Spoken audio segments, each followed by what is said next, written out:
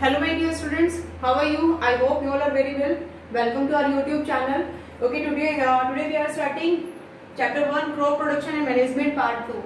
इससे पहले इसी चैप्टर का एक पार्ट हम आपके लिए अपलोड करवा चुके हैं, जिसमें मैंने आपके साथ डिस्कस किया था क्रॉप क्या होता है, types of crops, and we were doing their basic practices involve in crop production. Crop production में जो बेसिक जो स्टेप्स हम इन्वॉल्व करते हैं, जो प्रोसेस वहाँ पे फॉलो किया जाता है, तो देयर वर 7 स्टेप्स. यहाँ पर हमारे पास 7 स्टेप आती है, जिसमें से हम 2 डिस्कस कर चुके थे. जिसमें फर्स्ट होते हैं प्रिपरेशन ऑफ सॉइल, सॉइल को प्रिपेयर करना. सॉइल को प्रिपेयर करने के लिए कुछ इम्प्लीमेंट्स को यूज किया जाता है, कुछ इंस्ट्रूमेंट्स को यूज करते हैं, लाइक हम यूज करते हैं कल्टीवेटर. अभी ये मैं दोबारा से आपके लिए इतना ज्यादा एक्सप्लेन नहीं करूंगी, बिकॉज ये सभी चीजें जो अभी मैं आपको बता रही हूँ फर्स्ट पार्ट में कर चुके हैं. ठीक है, तो एक बार आप वहां पे गो थ्रू करिए इसके लिए. तो कल्टीवेटर है, वो है, हम इन दोनों जैसे इम्प्लीमेंट्स इनको हम यूज करते हैं सॉइल को प्रिपेयर करने के लिए. जब सॉइल प्रिपेयर हो जाती है तो उसमें हम करते हैं सोइंग ऑफ सीड्स, यानी कि मिट्टी के अंदर हम सीड्स लगाते हैं. ठीक है. थर्ड होता है इसमें हमारे पास एडिंग मैन्योर एंड फर्टिलाइजर्स. अभी होते क्या है मैन्योर, फर्टिलाइजर, अभी मैं आपके साथ ये सभी चीजें डिस्कस करूंगी. फोर्थ इसमें हमारे पास है इरिगेशन. इरिगेशन के बाद हमारे पास होगा removing of seeds, removing of weeds, not seeds. Sixth है harvesting, and seventh storage of food grains.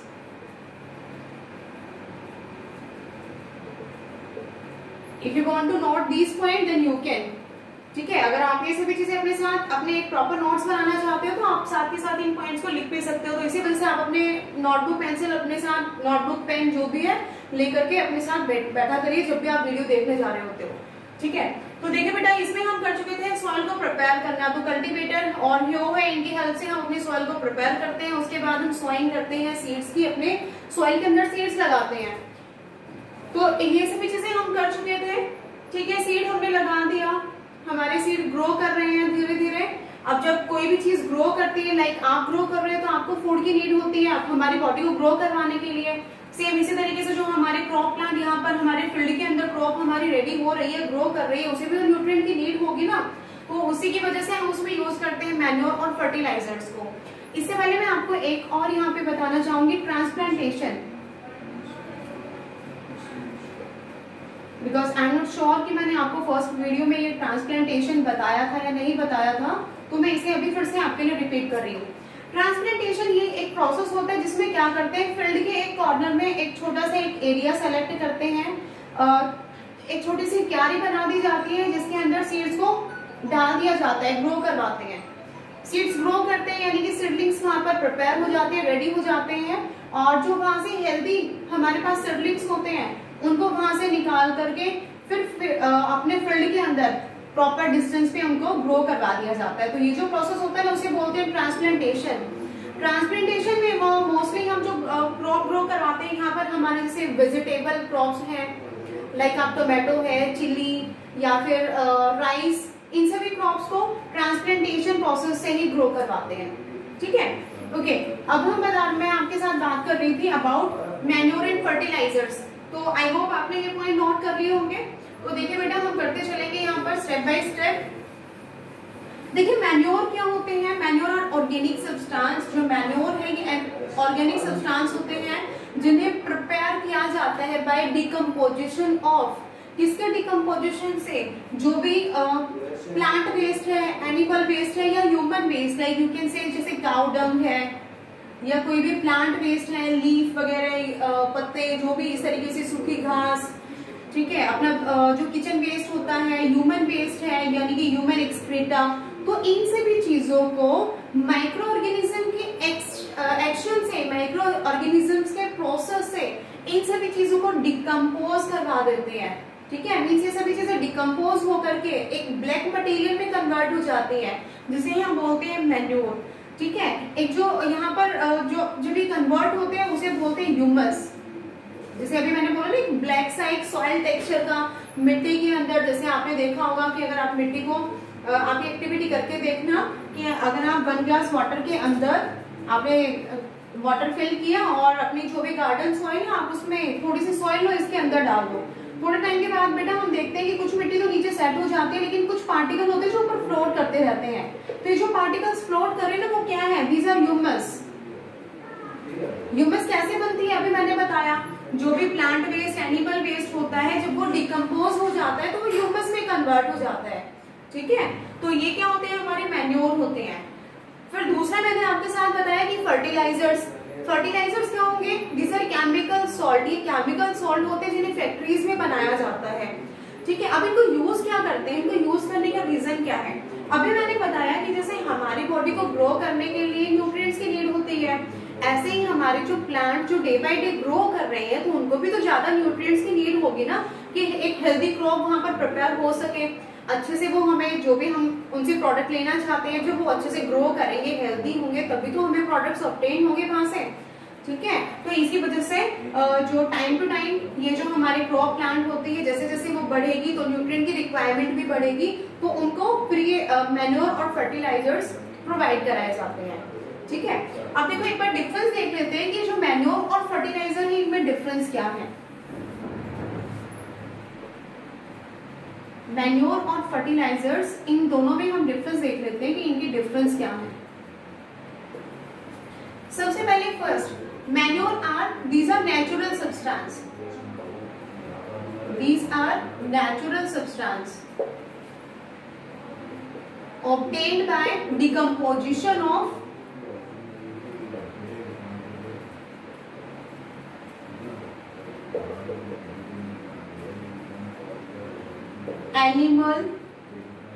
animals in plant and plants waste। जो भी एनिमल और प्लांट वेस्ट होता है ना उनके डिकम्पोजिशन से बनते हैं manure. Second thing, they provide humus to soil. ये सॉइल को ह्यूमस प्रोवाइड कराते हैं। जो ये ह्यूमस है इसका देखो फायदा क्या होता है, एक तो क्या होता है ये improve soil texture.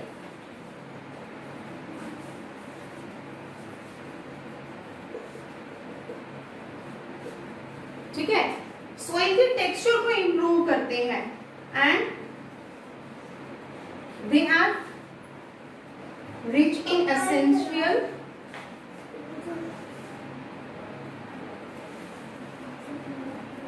Nutrients for plants. ये प्लांट्स के लिए जो भी जरूरी न्यूट्रिएंट्स होते हैं ना उनमें रिच होते हैं। ठीक है, बट यहाँ पे क्या होता है बेटा, they are not much soluble. They are not much soluble in water. ये इतने ज्यादा सॉल्युबल नहीं होते हैं वाटर में। सेकेंड साइड अगर हम बात करें फर्टिलाइजर्स की, जो फर्टिलाइजर्स हैं, फर्स्ट पॉइंट हम इसमें करेंगे, fertilisers are these are chemical salt.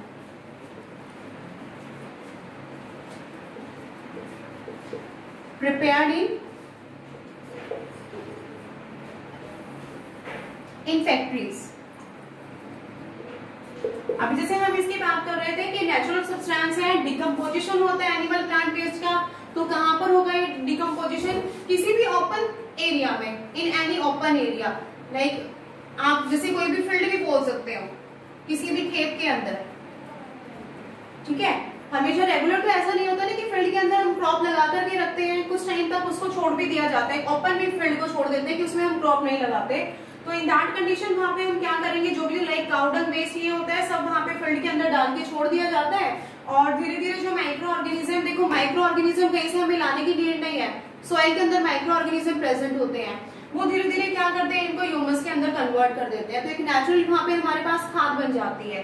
तो इनको हिंदी में बोले तो इनको खाद बोलते हैं और इनको उर्वरक बोलते हैं। ठीक है, तो ये केमिकल सॉल्ट होते हैं जिन्हें फैक्ट्रीज में बनाया जाता है। इसके बाद यहाँ पर हमने सेकंड पॉइंट किया था, they provide humus to soil. लेकिन जो फर्टिलाइजर्स होते हैं they do not provide any humus to soil. जो फर्टिलाइजर है वो सॉइल के अंदर कोई ह्यूमस ऐड नहीं करते।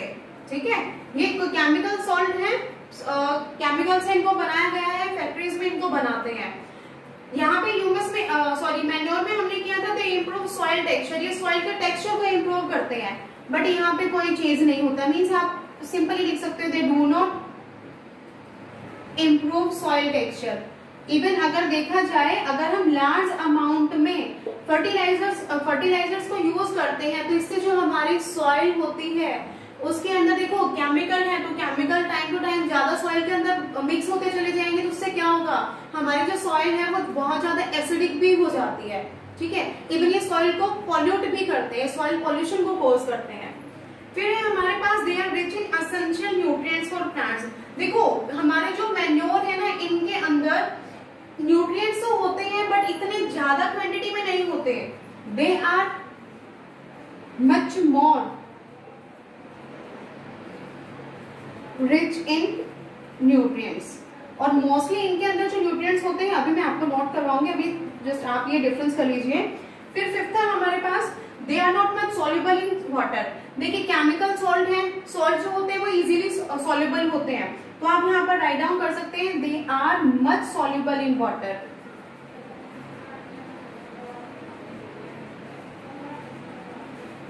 तो ये क्या है, इनके 5 डिफरेंसेस हैं। If you want to write down this point then you can write. आप एक बार इनको नोट कर लीजिए, उसके बाद हम अपने टॉपिक को आगे डिस्कस करते हैं।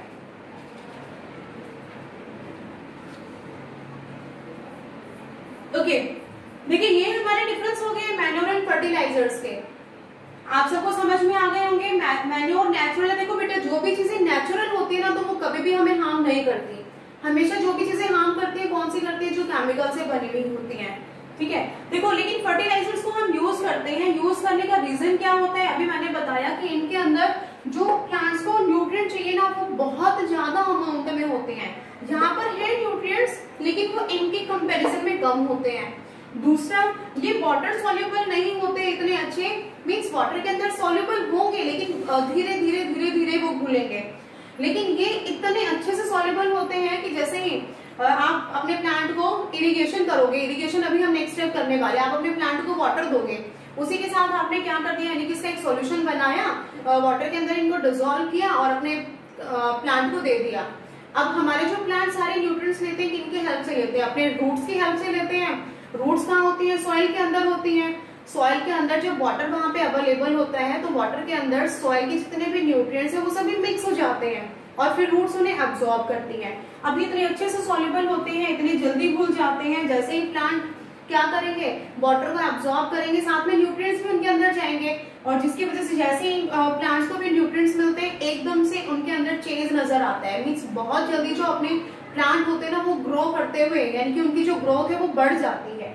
तो अभी ये थे हमारे डिफरेंस, लेकिन इसी के साथ अभी मैं आपको मैन्योर के क्या एडवांटेजेस होती है और फर्टिलाइजर्स के कुछ डिसएडवांटेजेस भी मैं आपको बताती हूँ। देखिए जो मैन्योर है बेटा, ये क्या कर रहे हैं, हमारे सॉइल के टेक्सचर को इम्प्रूव कर रहे हैं, सॉइल को ह्यूमस प्रोवाइड करा रहे हैं। तो ह्यूमस जब सॉइल के अंदर मिक्स होती है, यानी कि जितनी ज्यादा सॉइल के अंदर ह्यूमस होगी उतनी ही हमारे सॉइल की वाटर होल्डिंग कैपेसिटी, यानी कि अपने अंदर पानी को होल्ड करने की कैपेसिटी भी इम्प्रूव हो जाती है। ठीक है, दूसरा, टेक्सचर जितना अच्छा होगा तो उससे क्या होगा, यानी कि जो हमारी मिट्टी है ना, टेक्सचर का मीनिंग यानी कि जो हमारी मिट्टी है वो पोरस हो जाती है, उसके बीच में अब एयर गैप्स बहुत अच्छे से मेंटेन रहते हैं, जिससे कि हमारे जो प्लांट्स है वो प्रॉपर तरीके से अब उनके अंदर यानी कि एरेशन भी होता रहेगा, प्लांट्स को एयर भी मिलती रहेगी।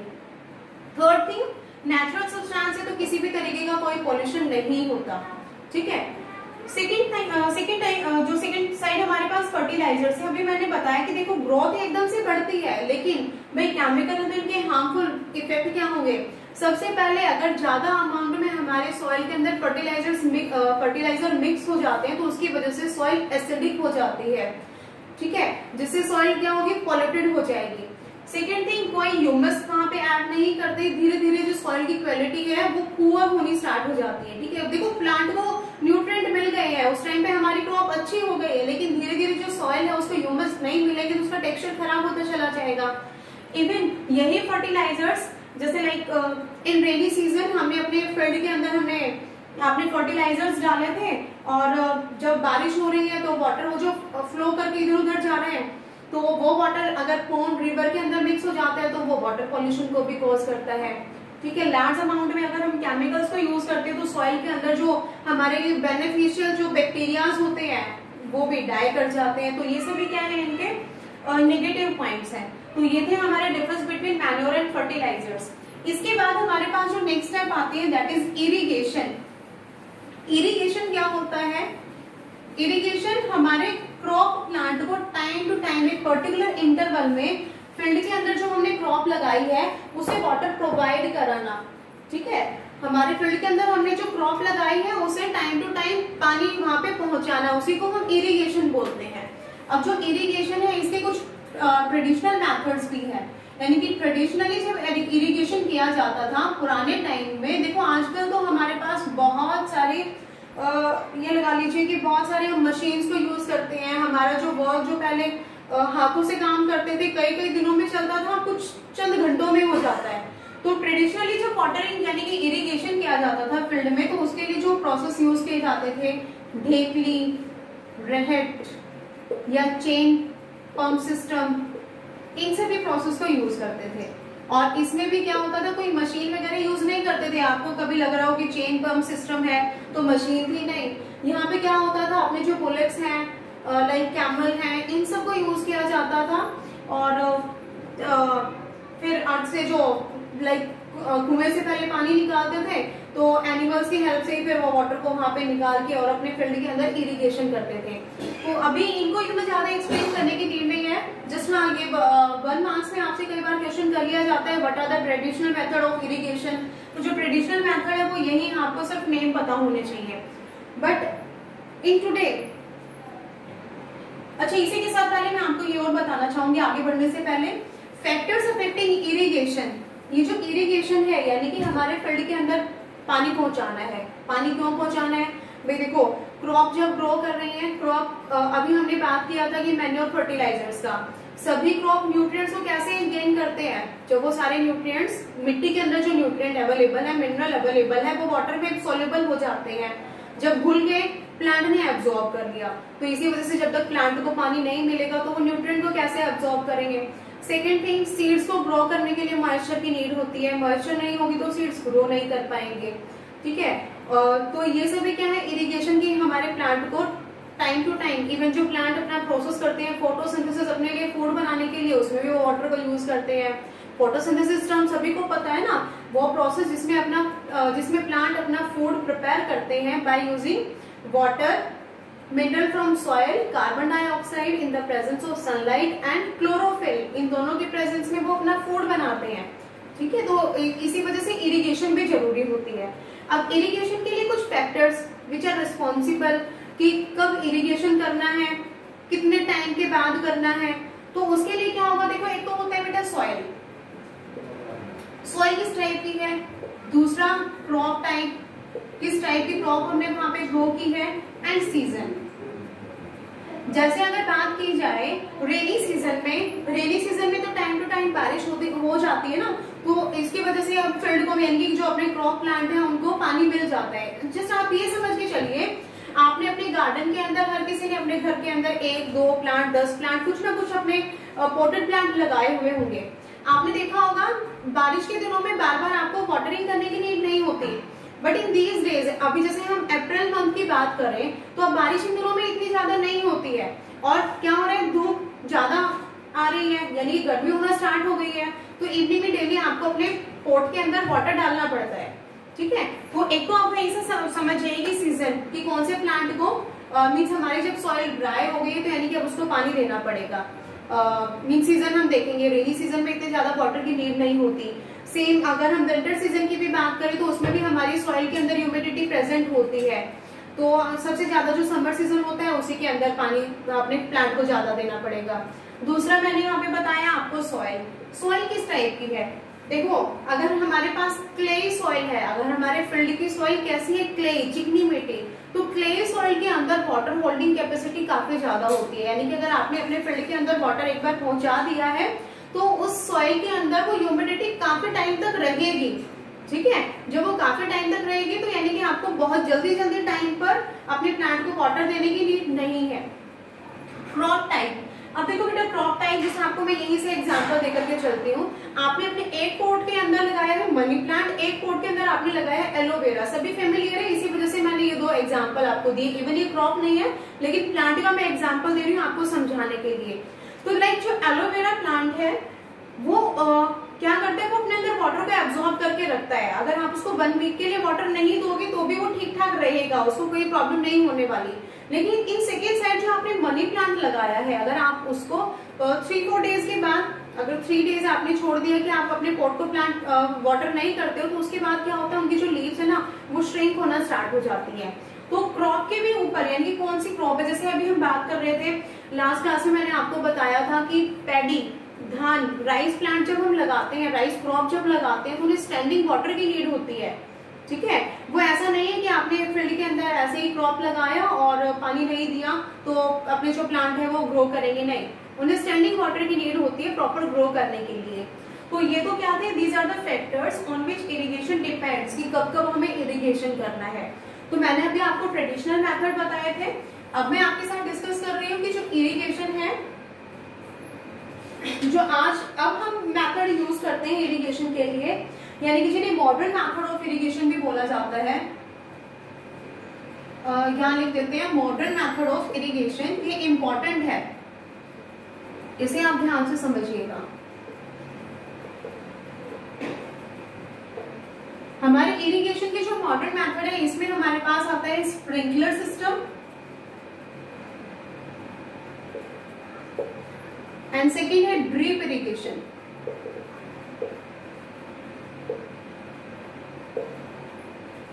ठीक है, sprinkler system and drip irrigation.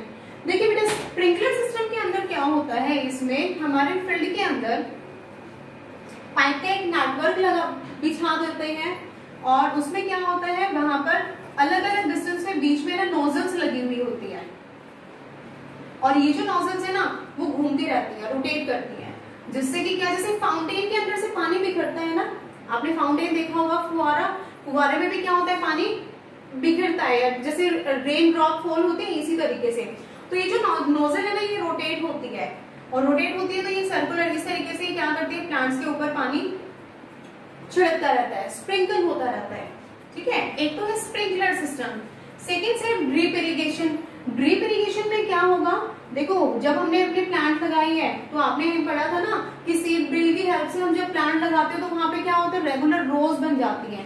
तो ये जो रेगुलर रोज बन गई है, तो यहीं पर हमारे प्लांट के जस्ट साथ में यहाँ पे पाइप का नेटवर्क इस तरीके से पूरे फील्ड के अंदर ये बना हुआ होता है, और यहाँ पे क्या होते हैं, छोटे छोटे थोड़े थोड़े गैप पे यहाँ पर सेम ऐसे ही होल होते हैं। तो लाइक यहाँ पर आपकी कोई भी क्रॉप प्लांट है, तो ड्रिप इरिगेशन में क्या होगा, ड्रॉप बाय ड्रॉप ये जो वाटर है प्लांट के बिल्कुल बेस के पास यहाँ पर धीरे धीरे ड्रॉप बाय ड्रॉप वहां पर गिरता रहेगा। ठीक है, तो ये जो 2 मेथड्स हैं ये मॉडर्न मेथड है इरिगेशन के, जिन्हें जो आज के टाइम पे जिन्हें बहुत ज्यादा यूज किया जा रहा है। इनके फायदे क्या है, देखो हर किसी चीज को फॉलो क्यों करते हैं, जब उसके कुछ एडवांटेजेस होती है। तो एडवांटेजेस देखिए बेटा इसमें क्या होती है, देखो ज्यादा जो यहाँ पर क्या बोलते हैं कि इंपॉर्टेंस किसे दी जा रही है, दैट इज ड्रिप इरिगेशन। क्यों, क्योंकि ये वाटर को वेस्ट नहीं होने देते। अभी जैसे मैं आपको बता रही थी ट्रेडिशनल मेथड, यानी कि नॉर्मली आपने देखा होगा कि जो इरिगेशन करते तो क्या करते हैं, ट्यूबवेल की हेल्प से जो वाटर, ट्यूबवेल को ऑन किया है उसमें से जो वाटर फ्लो करके जा रहा है बड़े से पाइप की हेल्प से, और पूरे फील्ड के अंदर वाटर फैल गया है, स्प्रेड हो गया है। ठीक है, लेकिन उसमें क्या होता है, देखो बहुत सारा तो जो वाटर होता है, देखो जो हमने पूरे फील्ड के अंदर जब वाटर पहुंचाया है तो धीरे धीरे तो सॉइल क्या करेगी, वाटर को एब्जॉर्ब करेगी। तो एक कॉर्नर से लास्ट कॉर्नर तक पहुंचने के लिए घंटों लग जाते हैं। ठीक है, और बहुत सारा पानी तो उसमें क्या होता है, कुछ तो सॉइल अब्सॉर्ब कर लेती है और कुछ जो वाटर है वो इवेपोरेट होता रहता है। यानी कि प्लांट तो बहुत कम वाटर, प्लांट्स को वाटर कम चाहिए लेकिन फील्ड के अंदर पानी बहुत ज्यादा पहुंचाना पड़ रहा है। ठीक है, जिसमें क्या हो गया, एनर्जी वेस्ट हो रहा है और बहुत सारा जो वाटर है वो भी वेस्ट हो रहा है। तो ये जो मेथड है यहाँ पर जो मैंने अभी आपको बताया, sprinkler system and drip irrigation, ये वाटर को सेव करने में हेल्प करते हैं, यानी कि उनको वेस्ट होने से बचाते हैं। दूसरा, एनर्जी को सेव करते हैं। ठीक है, अब भाई वाटर को जो पूरे फील्ड में हम स्प्रेड करा रहे थे उसमें आपको आपको 1 आवर आप वहाँ पे 1 घंटा लगा रहे हो पूरे फील्ड में वाटर पहुंचाने में, तो उसमें आपकी इलेक्ट्रिसिटी भी वेस्ट हो रही है, तो एनर्जी वेस्ट हो रहा है ना, खर्चा खर्चा ज्यादा हो रहा है तो यहाँ पे क्या होता है, ये हमारी एनर्जी को भी बचाता है। ठीक है, तो ये क्या है, इसके एडवांटेजेस हैं। तो आज हमने किया, एक तो हमने पढ़ा है अभी एडिंग मैन्योर एंड फर्टिलाइजर्स, और सेकेंड हमने किया स्प्रिंकलर्स मींस इरिगेशन, की इरिगेशन क्या होता है।